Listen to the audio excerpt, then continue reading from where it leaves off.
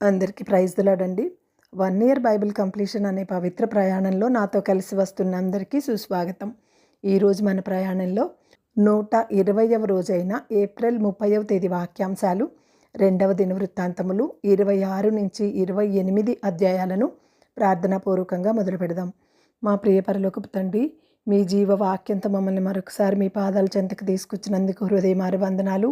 వినగలిగే చెవి, గ్రహించగలిగే హృదయాన్ని మీరు మాకు అనుగ్రహించండి. మీ వాక్యానుసారంగా జీవించే జీవితాలను మాకు దయచేయమని ప్రభువు పేరిట ప్రార్థిస్తున్నాను తండ్రి. ఈ వాక్యాంశాలు నిజంగా మీ హృదయాన్ని స్పర్శించినట్లయితే కామెంట్ బాక్స్లో ఆమెను చెప్పడం మర్చిపోకండి. 2వ దినవృత్తాంతములు 26వ అధ్యాయము. అంతటా యూదా జనులందరూ 16 ఏండ్ల వాడైన ఉజ్జియాను తీసుకొని అతని తండ్రి అయిన అమజ్యాకు బదులుగా రాజుగా నియమించిరి. అతడు ఎల్లతును కట్టించి రాజగు తన తండ్రి అతని పితరులతో కూడా నిద్రించిన తరువాత అది యూదావారికి తిరిగి వచ్చినట్లు చేసెను. ఉజ్జియా ఏలను ఆరంభించినప్పుడు 16 ఏండ్ల వాడై యెరూషలేములో 52 సంవత్సరములు ఏలెను. అతని తల్లి యెరూషలేము కాపురస్తురాలు, ఆమె పేరు యెకొల్యా. అతడు తన తండ్రి అయిన అమజ్యా చర్య అంతటి ప్రకారము యెహోవా దృష్టికి యథార్థంగా ప్రవర్తించెను. దేవుని ప్రత్యక్షత విషయమందు తెలివి కలిగి జెకర్యా దినములలో అతడు దేవుని ఆశ్రయించెను. అతడు యెహోవాను ఆశ్రయించినంత కాలము దేవుడు అతని వర్ధిల్లజేసెను. అతడు బయలుదేరి ఫిలిష్తీయులతో యుద్ధము చేసి గాతు ప్రాకారములను, యబ్నే ప్రాకారమును, అష్టోదు ప్రాకారమును పడగొట్టి అష్టోదు దేశములో ఫిలిష్తీయుల ప్రదేశములలోనూ ప్రాకారపురములను కట్టించెను. ఫిలిష్తీయులతోనూ గూర్బయలులో నివసించిన అరబీయులతోనూ మొహునీయులతోనూ అతడు యుద్ధము చేయగా దేవుడు అతనికి సహాయము చేసెను. అమ్మోనీయులు ఉజ్జియాకు పన్నిచ్చువారైరి. అతడు అధికముగా బలాభివృద్ధి నొందెను కనుక అతని కీర్తి ఐగుప్తు మార్గపు ప్రదేశములన్నింటినీ వ్యాపించెను. మరియు ఉజ్జియా యెరూషలేములో మూల గుమ్మము దగ్గరను, పల్లపు స్థలముల గుమ్మము దగ్గరను, ప్రాకారపు మూల దగ్గరను దుర్గములను కట్టించి గుమ్మములు దిట్టపరచెను. అదియుగాక షెషేల ప్రదేశములోను, మైదాన ప్రదేశములోను అతనికి విస్తారమైన పశువులుండగా అవి అరణ్యములో దుర్గములు కట్టించి అనేకమైన బావులు తవ్వించెను. వ్యవసాయమందు అతడు అపేక్ష గలవాడు కనుక పర్వతములలోనూ కర్మేలులోనూ అతనికి వ్యవసాయకులను, ద్రాక్ష తోట పనివారును కలిగి ఉండిరి. యుద్ధమునకు ఉజ్జియాకు సైన్యము కలిగి ఉండెను. అందులోని యోధులు రాజు అధిపతులలో హసన్యా అనువాని చేతి కింద నుండిరి. ఖజానాదారుడగు మయషేయిము, ప్రధానమంత్రియగు యెహీయేలును వారి లెక్క ఎంతైనది చూచి వారిని పటాలముగా ఏర్పరచువారై ఉండిరి. వారి పితరుల ఇండ్ల పెద్దల సంఖ్యను బట్టి పరాక్రమశాలులు 2600 మంది అయిరి. రాజునకు సహాయము చేయుటకై శత్రువులతో యుద్ధము చేయుట యందు పేరు పొందిన పరాక్రమశాలులైన 3,07,500 మంది గల సైన్యము వారి చేతి కింద ఉండెను.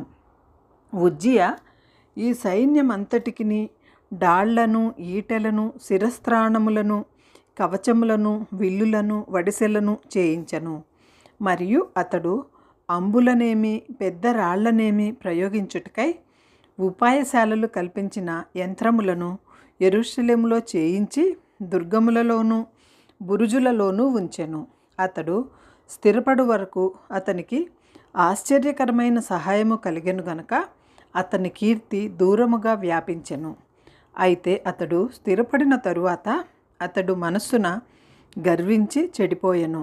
అతడు ధూపపీఠము మీద ధూపము వేయుటకై యెహోవా మందిరంలో ప్రవేశించి తన దేవుడైన యెహోవా మీద ద్రోహము చేయగా యాజకుడైన అజర్యాము అతనితో కూడా ధైర్యవంతులైన యెహోవా యాజకులు 80 మంది అతని వెంబడి లోపలికి పోయిరి. వారు రాజైన ఉజ్జియాను ఎదిరించి, ఉజ్జియా యెహోవాకు ధూపము వేయుటకై ప్రతిష్ఠింపబడిన అహరోను సంతతి వారైన యాజకుల పనియే గాని నీ పని కాదు. పరిశుద్ధ స్థలములో నుండి బయటికి పొమ్ము, నీవు ద్రోహము చేసియున్నావు. దేవుడైన యెహోవా సన్నిధిని ఇది నీకు ఘనత కలుగజేయదని చెప్పగా, ఉజ్జియా ధూపము వేయుటకు ధూపార్తిని చేతపట్టుకొని రౌద్రుడై యాజకుల మీద కోపము చూపెను.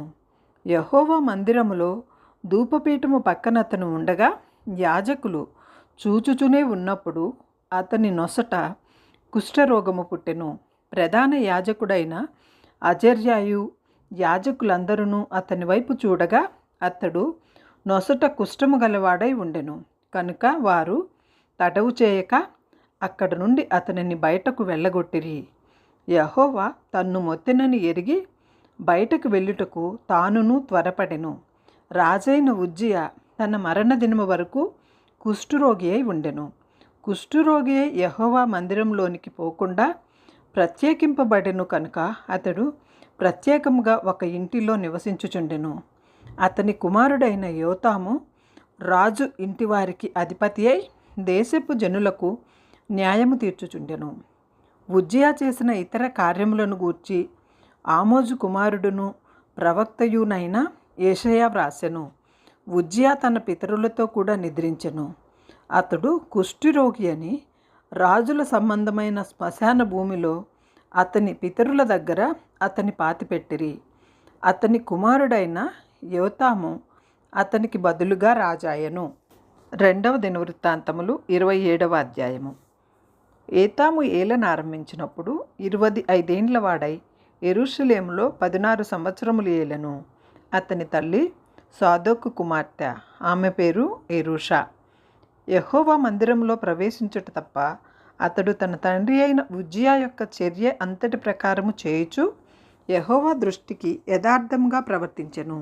అతని కాలంలో జనులు మరింత దుర్మార్గంగా ప్రవర్తించుచూ వచ్చిరి.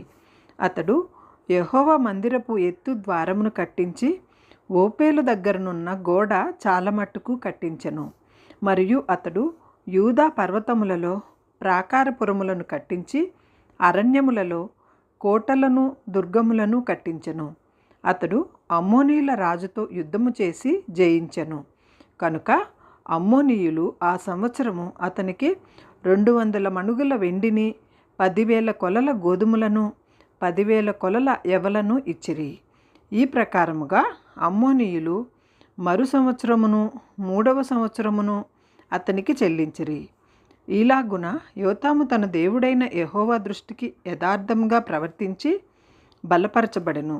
యోతాము చేసిన ఇతర కార్యములను గూర్చియు అతడు చేసిన యుద్ధములన్నిటిని గూర్చియు అతని చర్యను గూర్చియు ఇశ్రాయేలు యూదారాజుల గ్రంథమందు వ్రాయబడి ఉన్నది. అతడు ఏలన ఆరంభించినప్పుడు 25 ఏండ్ల వాడై యెరూషలేములో 16 సంవత్సరములు ఏలెను. యోతాము తన పితరులతో కూడా నిద్రించెను. అతడు దావీదు పట్టణమందు పాతిపెట్టబడెను. అతని కుమారుడైన ఆహాజు అతనికి బదులుగా రాజాయను. 2వ దినవృత్తాంతముల గ్రంథము 28వ అధ్యాయము. ఆహాజు ఏలన ఆరంభించినప్పుడు 20 సంవత్సరముల వాడై యెరూషలేములో 16 సంవత్సరములు ఏలెను. అతడు తన పితరుడైన దావీదు వలె యెహోవా దృష్టికి యథార్థంగా ప్రవర్తింపలేదు. అతడు ఇజ్రాయేలు రాజుల మార్గములందు నడిచి బయలుదేవతా రూపములుగా పోత విగ్రహములను చేయించెను. మరియు అతడు బెన్హిన్నోము లోయయందు ధూపము వేసి ఇజ్రాయేలీల ఎదుట నుండి యెహోవా తోలివేసిన జనుల హేయక్రియల చొప్పున తన కుమారులను అగ్నిలో దహించెను. అతడు ఉన్నత స్థలములలో కొండల మీదను ప్రతి పచ్చని చెట్టు కిందను బలులు అర్పించుచు ధూపము వేయుచూ వచ్చెను. అందుచేత అతని దేవుడైన యెహోవా అతనిని సిరియా రాజు చేతికి అప్పగించెను. సిరియనులు అతని ఓడించి అతని జనులలో చాలామందిని చెరపట్టుకొని దమస్కునకు తీసుకొని పోయిరి. అతడును ఇజ్రాయేలు రాజు చేతికి అప్పగింపబడెను. ఆ రాజు అతని లెస్సగా ఓడించెను. రెమల్యా కుమారుడైన శెకము యూదావారిలో పరాక్రమశాలులైన 120,000 మందిని ఒక్కనాడు హతము చేసెను. వారు తమ పితరుల దేవుడైన యెహోవాను విసర్జించినందున వారికిట్టి గతి పట్టెను. పరాక్రమశాలి అయిన ఎఫ్రాయిమీయుడగు జిక్రీ రాజసంతతి వాడైన మయషేయేరు సభాముఖ్యుడైన అజ్రికామును ప్రధానమంత్రి అయిన ఎల్కానాను హతము చేసెను. ఇదియుగాక ఇజ్రాయేలు వారు తమ సహోదరులైన వీరిలో నుండి స్త్రీలనేమి కుమారులనేమి కుమార్తెలనేమి 2,00,000 మందిని చెర తీసుకొని పోయి మరియు వారి వద్ద నుండి విస్తారమైన కొల్లసొమ్ము తీసుకొని దానిని షామ్రోనునకు తెచ్చిరి. యెహోవా ప్రవక్తియగు ఓదేదు అను ఒకడు అచ్చట ఉండెను. అతడు షోమ్రోనునకు వచ్చి సమూహము ఎదుటికి పోయి వారితో ఇలాగ చెప్పెను, ఆలకించుడి. మీ పితరుల దేవుడైన యెహోవా యూదా వారి మీద కోపించినందుచేత ఆయన వారిని మీ చేతికి అప్పగించెను. మీరు ఆకాశమునంటున్నంత రౌద్రముతో వారిని సంహరించితిరి. ఇప్పుడు మీరు యూదా వారిని యెరూషలేము కాపురస్తులను మీ కొరకు దాసులనుగాను దాసురాండ్రగాను లోబరుచుకొనదలిచియున్నారు. మీ దేవుడైన యెహోవా దృష్టికి మీరు మాత్రము అపరాధులు కాక ఉన్నారా?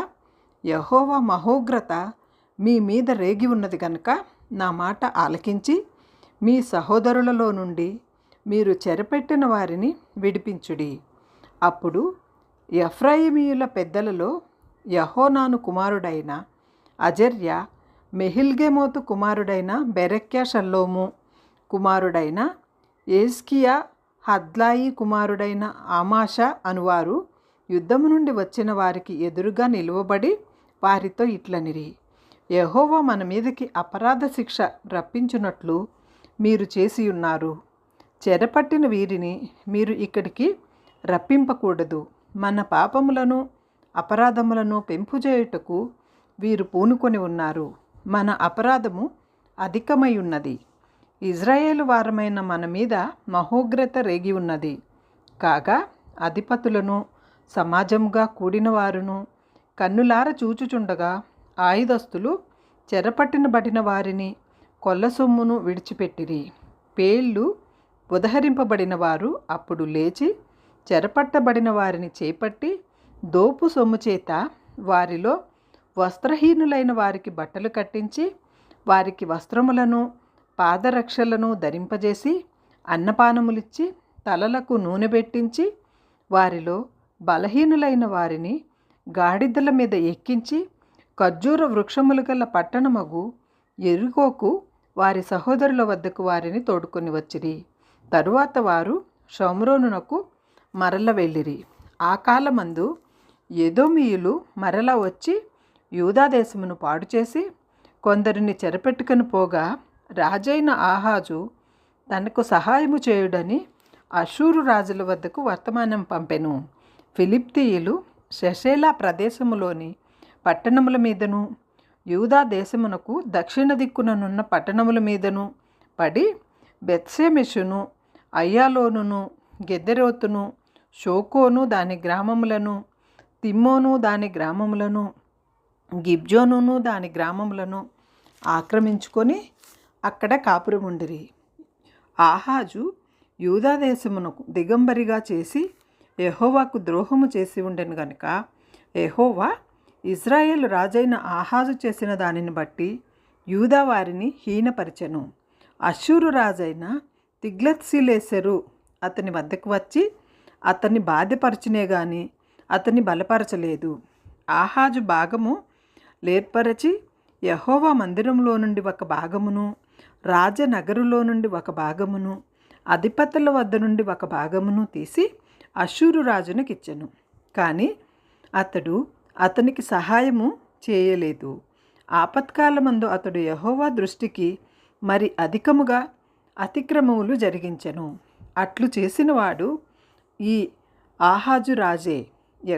ఎట్లనగా సిరియా రాజుల దేవతలు వారికి సహాయము చేయుచున్నవు గనుక వాటి సహాయము నాకును కలుగునట్లు నేను వాటికి బలులు అర్పించదననుకొని తన్ను ఓడించిన దమస్కు వారి దేవతలకు బలులు అర్పించెను. అయితే అవి అతనికి ఇజ్రాయేలు వారికిని నష్టమునకే హేతువులాయెను. ఆహాజు దేవుని మందిరపు ఉపకరణములను సమకూర్చి వాటిని తెగగొట్టించి యెహోవా మందిరపు తలుపులను మూసివేయించి యెరూషలేమునందంతటా బలిపీఠములను కట్టించెను. యూదా దేశములోని పట్టణములన్నింటిలోనూ అతడు అన్యుల దేవతలకు ధూపము వేయుటకై బలిపీఠములను కట్టించి తన పితరుల దేవుడైన యెహోవాకు కోపము పుట్టించెను.